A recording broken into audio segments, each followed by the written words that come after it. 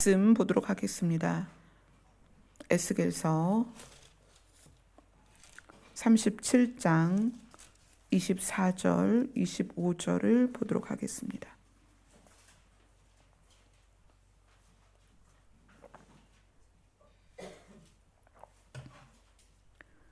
(37장) 24절, 25절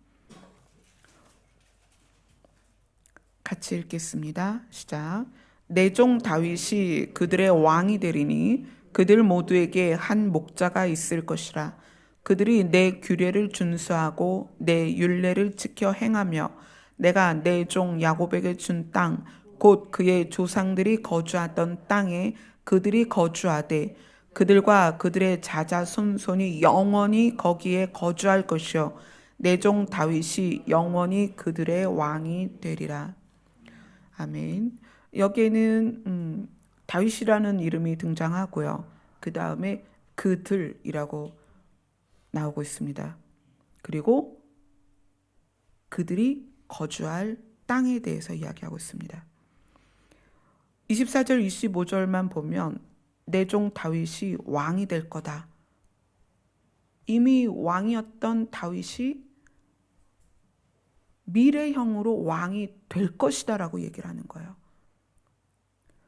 이 내용을 쭉 아래까지 읽어보면 영원한 왕을 말하는 거예요. 영원한 왕.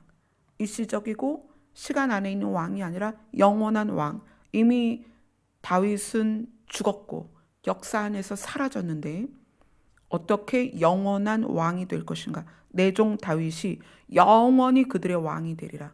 그래서 이 에스겔서는 쭉 읽을 때에 다윗을 누구에게 비유되어서 말씀하고 있나를 보면 예수 그리스도입니다.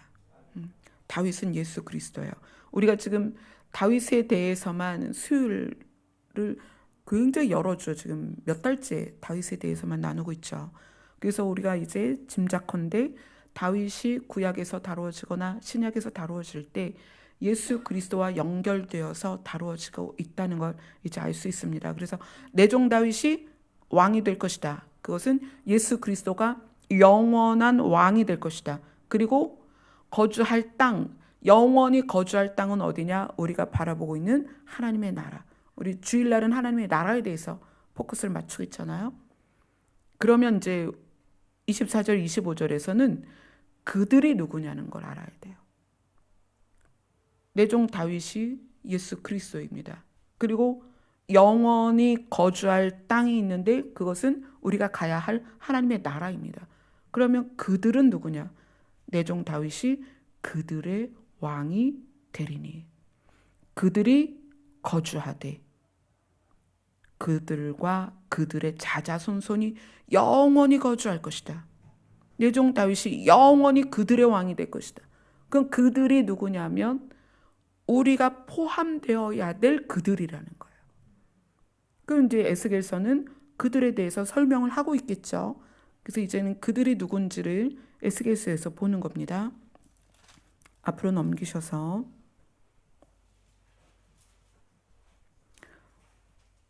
에스겔서 36장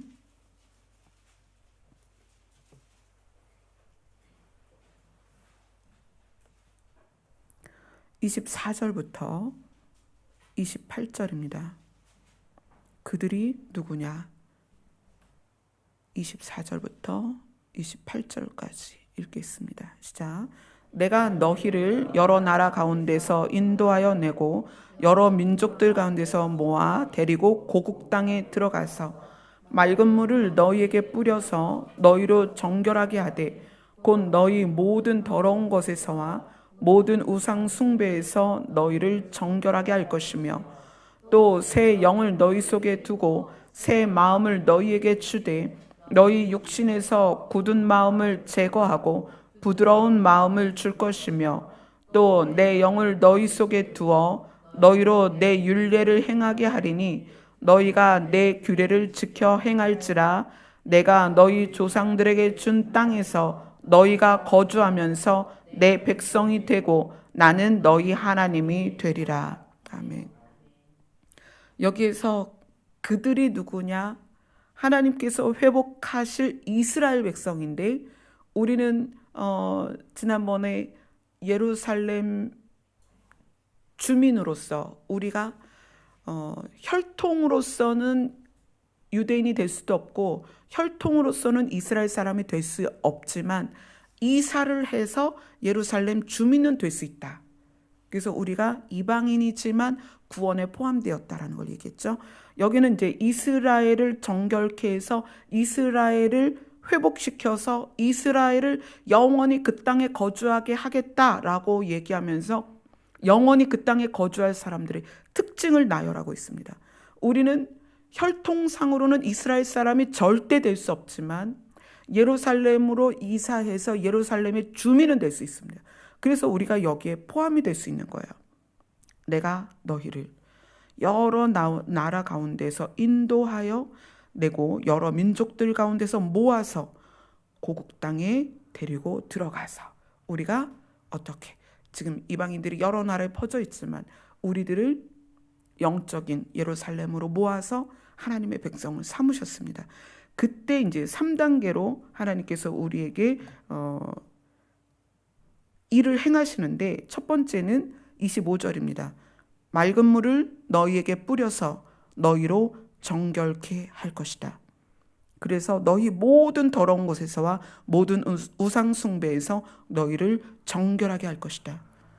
여기서 맑은 물은 우리를 씻기는 물인데 그 씻기는 물이 뭐냐면 생수가 되시는 예수 그리스도예요.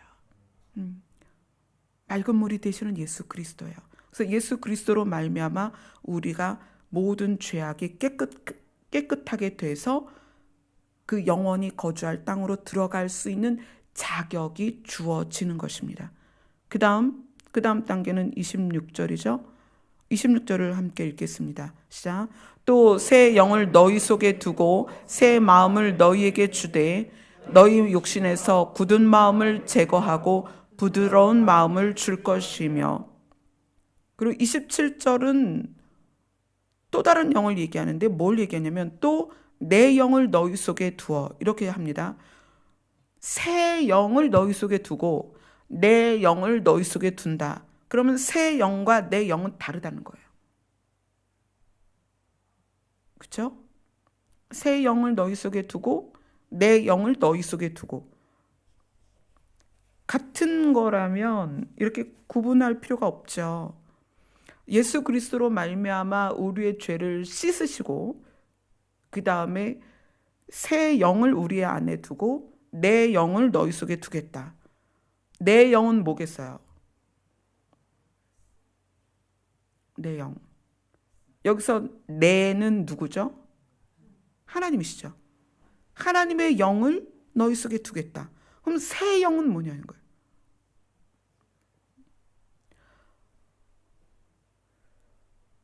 새 영은 우리 안에 있는 우리의 영이 예수 그리스도로 말미암아 죄 씻음 받아서 그 하나님의 나라에 들어갈 자격이 되었을 때 그때 일어나는 현상이 뭐냐면 우리는 우리 스스로 절대로 하나님을 아버지라 부를 수 없다. 왜냐하면 우리는 육신 안에 있어서 하나님이신 신에 대하여 나아갈 수 없는 존재이기 때문에 하나님의 영이 우리에게 와서 우리의 영을 깨우신다. 그래서 우리의 영이 깨어나서 하나님을 아버지라고 부를 수 있게 깨어나야 합니다. 이 새 영은 뭐냐면 하나님을 알지 못하던 내 영이 성령의 터치를 통해서 하나님을 알게 된 거예요. 그래서 새로워진 내 영을 말하는 거예요. 새 영은 내 영이 잠자고 있고 죽었던 영이 하나님의 영이 찾아와서 성령께서 나를 터치함으로 해서 하나님을 아버지라 부를 수 있게 된 존재가 달라진 거잖아요. 이미 사망 가운데 있었고 죽음 가운데 있었고 절대로 다시 살 수 없는 우리가 하나님의 영이 우리에게 찾아와서 우리의 영을 깨워서 봐봐, 너의 아버지야. 너를 만드신 분이고 너를 창조하신 분이야. 그러나 그분께 나아가려면 예수 그리스도의 피로 말미암아 너희가 통과되어서 죄 씻음을 받아야 돼. 그러한 터치를 받아들인 거예요. 내 영이. 그래서 그걸 믿은 거예요. 그래서 그 과정을 가서 맑은 물에 의하여 정결케 된 우리 안에 우리의 영, 그것은 정결케 되기 전과 달라졌다는 얘기. 그것을 뭐라고 얘기하냐? 새 영을 너희 속에 두어서. 그러면 우리의 영이 새로워졌을 때 일어나는 일들의 나열이에요. 이거는 우리의 영이 변화되었을 때 어떤 일이 추구되어지는가. 그러면 이제 우리가 나를 점검할 수 있는 바로미터가 되는 거예요. 이 부분은 영분별이 뭐라 그랬어요? 저 사람이 어떻고 저 사람이 어떻고가 아니라 나를 분별하는 거예요. 내가 지금 잘 가고 있는가? 내가 하나님을 잘 바라보고 있는가? 내가 하나님과의 관계가 잘 유지되고 있는가라는 것이 영분별이다. 내 영을 분별하는 것입니다. 그런데 오늘 말씀에 보면 맑은 물을 통해서 너희가 정결케 되었다면 또 너희는 새 영이 너희 속에 있어서 어떻게 말하냐면 새 마음을 너희에게 주되, 마음이 바뀔 거라는 거예요. 새로운 마음. 그리고 굳은 마음이 변화되어 어떻게 부드러운 마음이 될 것이다. 부드러운 마음. 예수님이 우리에게 마음에 대해서 계속 많이 다루어 가세요. 하나님은 너희 외모를 보는 게 아니라 중심을 본다. 너희들의 마음을 본다. 너희들의 마음이 좋은 마음이어야 말씀이 너희에게 심어질 것이고 그것이 자라서 열매가 될 것이다. 그런데 우리가 성령을 통해서 우리의 마음이 터치가 되고 나면 우리는 우리의 마음 상태가 부드러워져야 되는 거예요. 날이 갈수록. 더 많이 허용하고 더 많이 받아들이고 더 많이 감싸주고 더 많이 이해하게 되고 그러한 부드러운 마음이 되어야만 말씀이 들어왔을 때 말씀을 튕겨내지 않고 그 말씀을 흡수해서 그 말씀에서 자라서 열매가 된다. 이 부분은 결국은 교회가 바르게 가고 있느냐, 내가 바르게 믿고 있느냐, 내가 하나님 안에서 바르게 성장하고 있느냐는 이 부분을 통해서 점검할 수 있다는 거예요. 나의 성품, 나의 태도, 나의 사람들과의 관계, 이런 모든 부분에 반영되는 게 뭐냐면 마음입니다. 내 마음이 어떠한가. 내 마음이 어떠하냐에 따라서 언어를 선택해서 꺼내겠죠. 내 마음이 어떠하냐에 따라서 사람과의 관계를 맺어가는 방법이 달라집니다. 내 마음이 어떠하냐에 따라서 사건을 보는 시각이 달라집니다. 내 마음이 어떠하냐에 따라서 하나님의 말씀이 내 안에 들어왔을 때 반응이 달라집니다. 내 마음이 어떠하냐에 따라서 가족 간의 관계 안에서 내 태도가 바뀝니다. 내 마음이 어떠하냐에 따라서 어떨 때는 모든 손해를 감수하고라도 내가 그를 위하여 희생할 수 있는 거예요. 내 마음이 어떠하냐에 따라서 상대가 아무리 나에게 잘못해도 그것을 용납하게 되는 거예요. 그 예수님의 마음에 대해서 이야기하잖아요. 나는 마음이 온유하고 겸손하다. 와서 배워라. 너희가 나로 인하여 죄 씻음을 받아서 영원히 거주할 땅으로 들어갈 자격이 되었다면 그 자격을 갖춘 사람으로 살아야 된다. 근데 그 자격을 갖춘 사람으로서 사는 것은 어디서부터 시작하냐면 마음의 변화에서 시작한다. 그래서 예수님이 내 마음을 배우라는 거야. 내가 온유하고 겸손하다. 내 마음을 와서 배워라. 온유하고 겸손한 마음은 어떻게 드러나는가? 부드러움으로 드러난다. 부드러움으로. 그래서 오늘 이 에스겔서에서 새 영을 너희 속에 두고 새 마음을 너희에게 주고 굳은 마음을 제거하고 부드러운 마음을 줄 것이다.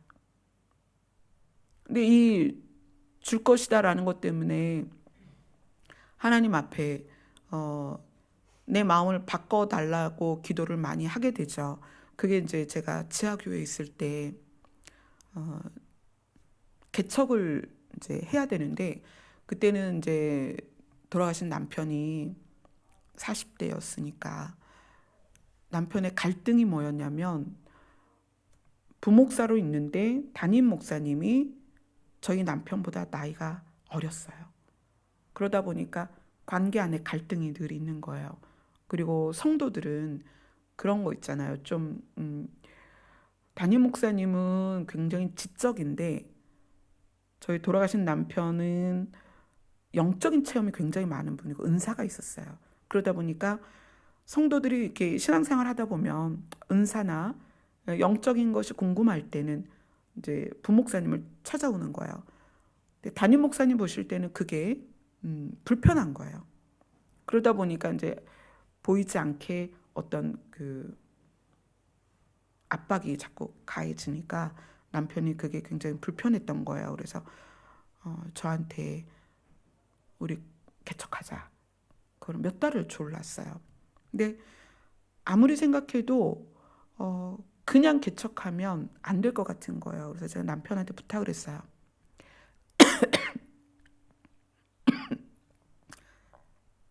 개척을 위한 개척을 하면 요즘 개척교회가 워낙 많으니까 옳지 않을 것 같다. 하나님이 개척하라고 할 때 개척하자. 그런 얘기를 했어요. 하나님이 개척하라고 하실 때까지 기다리자 그랬는데 수개월이 지나서 2006년 10월쯤 너희는 올해 말까지만 하고 사임을 해라. 이렇게 남편에게도 저에게도 따로 얘기하셨어요. 그래서 어느 날 둘이 그 얘기를 동시에 했어요. 하나님께서 나에게 이런 감동을 주셨다. 저도 그 감동을 받았습니다. 그래서 2006년 12월 31일 날 송구영신 예배를 드리면서 인사를 하고 사임을 했어요. 그리고 2007년 1월이 됐는데 오래전 얘기죠.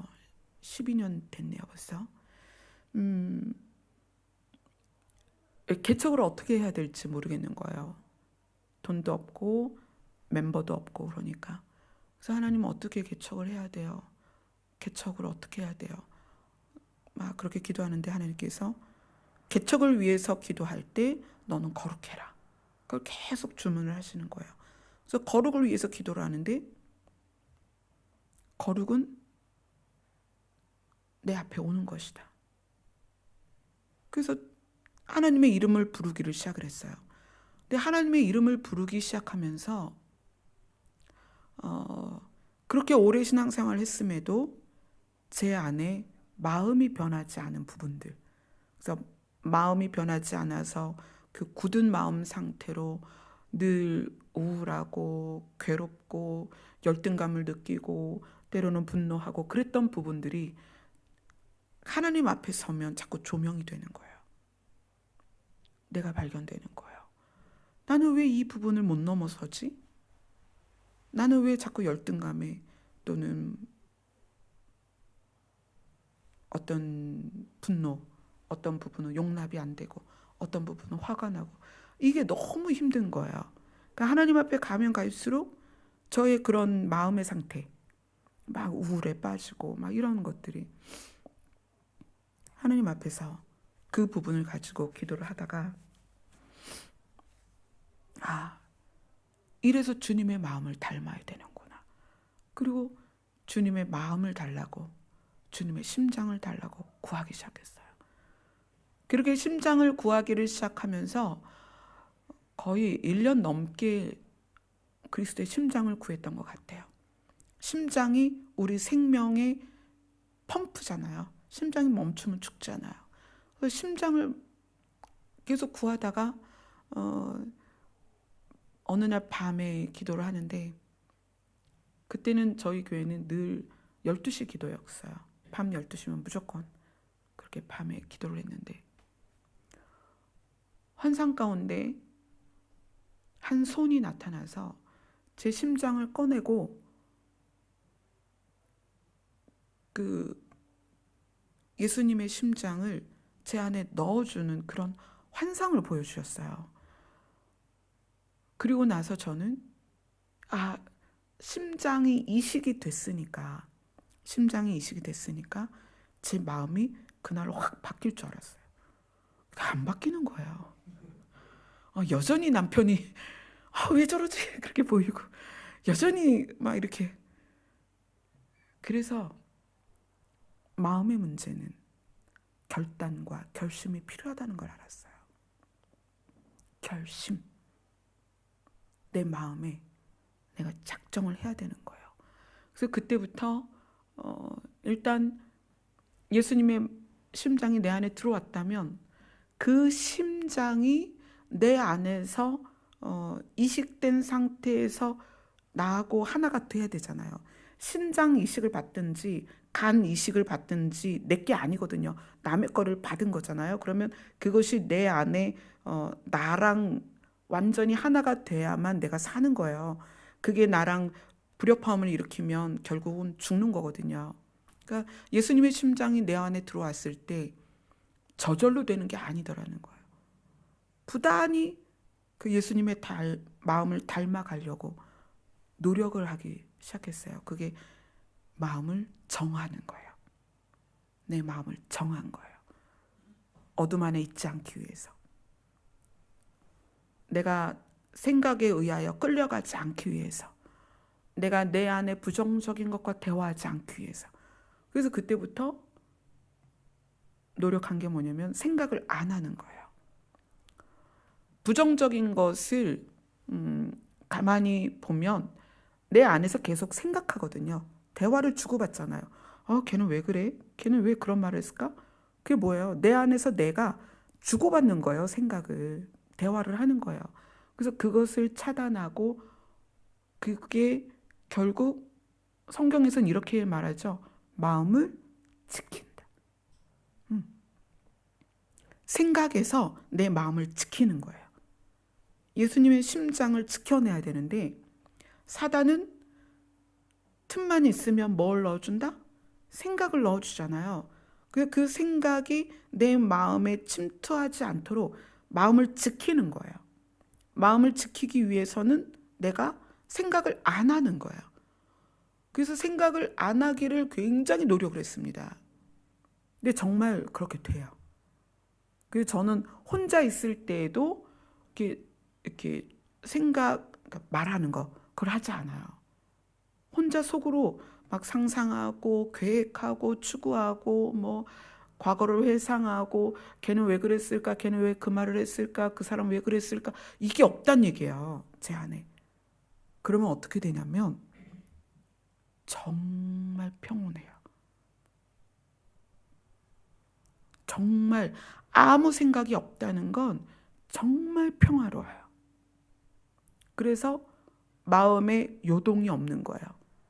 예를 들어서 제가 오늘 예배를 드리고 집에 가서 아니 그 집사님은 왜 그러고 있냐, 그 집사님은 왜 그렇게 했냐, 뭐 그 집사님 왜 그 옷을 그렇게 입었냐, 막 이렇게 생각하기 시작하면 얼마나 복잡하겠어요. 그러면 이제 그게 어디까지 가요? 나를 무시한 거야? 나를 싫어했나? 뭐 나를 미워했나? 막 별별 상상을 다 하잖아요. 그게 내 안에서 나 혼자 생각하고 대화하는 거거든요. 그렇잖아요. 여러분 생각을 가만히 생각해 보세요. 뭐 하는 거예요? 머릿속으로 말하는 거예요. 그 말을 멈추세요. 전혀 도움 안 돼요. 그러니까 그 말을 멈추는 것, 생각을 멈추는 것을 각자의 방법이 다르겠지만 저 같은 경우는 처음에는 생각에 꼬리를 무는 것을 일단 생각을 시작하면 내가 생각을 하고 있네? 그 멈췄어요. 그 생각을 안 하기 위한 방법이 움직이고 뭐 설거지하고 찬양 부르고 말씀 보고 막 이런 거. 생각을 안 하기 위해서, 꼬리를 물지 않기 위해서. 근데 그렇게 노력하면서 나중에는 생각 자체를 시작을 안 해요. 생각을 안 해버린단 말이에요. 근데 그게 유익한 게 뭐냐면 묵상으로 기도할 때 생각이 없다. 굉장히 도움이 돼요. 묵상으로 기도하는 게. 그래서 오늘 새 영을 너희 속에 두고 새 마음을 너희에게 주고 굳은 마음을 제거하고 부드러운 마음을 줄 것이며 이 부분을 여러분이 작정을 하셔야 돼요. 생각을 많이 하게 되면 여러분 마음이 너덜너덜해집니다. 왜냐하면 그 생각은 과거의 경험이나 사건에서 시작이 되거나 우리가 알 수 없는 미래에서 시작이 돼요. 그러니까 미래에 대해서는 우리는 누구나 다 불안감을 가지고 있거든요. 알 수가 없으니까. 그럼 과거는 어떤 걸 생각하든 여러분에게 유익하지 않아요. 과거에 이런 분들 있죠. 나 왕년에 사업가였어. 그럼 지금은 어떻다는 거예요? 쫄딱 망했다는 거거든요. 나 왕년에 어느 대학 다녔어. 지금은 뭐예요? 별 볼 일 없다는 거예요. 그럼 왕년에를 찾는 사람은 전부 지금이 그때에 비해서 좋지 않다는 거죠. 그것에 사는 거예요. 내가 옛날엔 그래도 차가 몇 대고 집이 몇 평이었는데 이러면서 과거에 의하여 현재를 무너뜨리고 있는 거예요. 자, 그 다음에 과거가 안 좋았던 분들 어떻게 과거를 끌어오냐면 현재의 모든 문제는 과거 때문이다 이렇게 되는 거예요. 내가 요번에 건강이 안 좋아. 내가 과거에 그랬기 때문에 지금 건강이 안 좋은 거야. 그때 그러지 않았으면 지금 이렇지 않을 텐데. 내가 지금 가난해. 과거에 누구만 안 만났으면 내가 이런 일이 없었을 텐데. 이런 거예요. 내가 지금 내가 원하는 일을 하고 있지 못해. 그럼 그것을 내가 우리 부모님만 안 만났어도 이런 거. 우리 돌아가신 목사님이 맨날 하던 얘기가 있어요. 내가 키만 10cm만 컸어도 내가 헐리우드에 있었을 텐데. 무술을 굉장히 잘했거든요. 그러니까 무술 배우가 되고 싶었는데 이제 키가 작아서 못했다는 얘기죠. 그런 거죠. 과거를 끌어올 때 현재가 비참한 경우에 그 과거는 전혀 도움이 안 된단 말이에요. 좋은 과거든 나쁜 과거든 늘 현재를 불행하게 보도록 하거든요. 그래서 그 생각 자체를 시작하지 않는 걸 여러분이 훈련하셔야 돼요. 노력하셔야 돼요. 마음을 정하세요. 이 과거, 오늘, 이 순간 이전의 것은 나에게 도움이 전혀 안 된다. 생각하지 말자. 그리고 언제? 오늘, 지금 내가 있는 이곳에서 지금에 충실한 거죠. 늘, 매일 하루하루를 살아가는 거예요. 미래 얼마나 두려워요. 쓰나미가 올지 지진이 올지 화산이 터질지 전쟁이 터질지 아무도 모르거든요. 그래서 미래에 대해서 우리가 생각하면 미래는 늘 우리를 불안하게 합니다. 그렇게 우리 찬양하잖아요. 내일 일은 난 몰라요. 하루하루 살아요. 맞아요. 그게 정답이에요. 내일 일을 어떻게 알아요? 이따 10분 후에 무슨 일이 있을지도 모르는데. 그러면 미래를 상상하든 과거를 회상하든 우리에게 도움되는 게 하나도 없습니다. 생각하지 않는 것이 우리의 마음을 지킨다. 생각하면 할수록 우리의 마음은 너덜너덜해진다. 그리고 나서 27절에 내 영을 이렇게 이야기해요. 우리의 영이 변화되어서 새 영이 되면 마음과 성품이 변하고요. 하나님의 영이 나에게 들어오시면 하나님의 영은 어떻게 우리를 끌어가시냐면 너희로 내 규례를 행하게 하리니 너희가 내 규례를 지켜 행할지라. 성령께서 우리를 인도하시면 삶이 변합니다. 성령께서 우리를 인도하실 때에는 우리가 가야 할 길을 인도하시는 거예요. 결국 하나님의 나라까지 인도하시는 것이 성령이 오신 이유잖아요. 그러면 어떻게 하겠어요? 우리의 삶을 변화시키는 거예요. 어떻게? 바른 길로 가도록. 그래서 성령께서는 우리가 하나님의 율례와 규례를 지키고 행할 수 있도록 도우신다. 삶의 모습을 변화시킨다. 이 세 가지 내용들이 무엇에 대한 내용이냐면 다윗이 그들의 왕이 될 것인데 그들이 누구냐? 이 세 가지를 가지고 있는 사람들이다. 아멘. 그래서 우리가 하나님의 나라에 들어갈 백성으로서 또 예수님이 우리의 왕이 되실 것인데 그 예수님의 백성이 되는 자들의 모습, 그들의 왕이 될 것이다. 그들은 누구냐? 맑은 물로 정결하게 되고 새 영으로 말미암아 내 마음이 부드러워지고 하나님의 영으로 말미암아 삶이 인도되어지는 그들의 왕이 되실 것입니다. 아멘. 그래서 우리는 무엇에 집중되어야 되느냐? 마음이 부드러워지는 것과 우리의 삶이 예수님의 길을 가는 모습으로 변화되는 것. 그것에 집중되면 우리가 바로 그들이다. 내 종 다윗이 다스리는 나라의 백성, 곧 예수 그리스도가 다스리는 나라의 백성이 될 것입니다.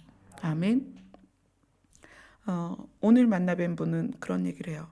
목사님 말씀을 들으면 눈이 위를 보게 돼요. 그 말씀에 너무 감사했어요. 저는 여러분이 시선을 계속 하늘에 두었으면 좋겠어요. 네. 예전에 제가 그런 적 있어요.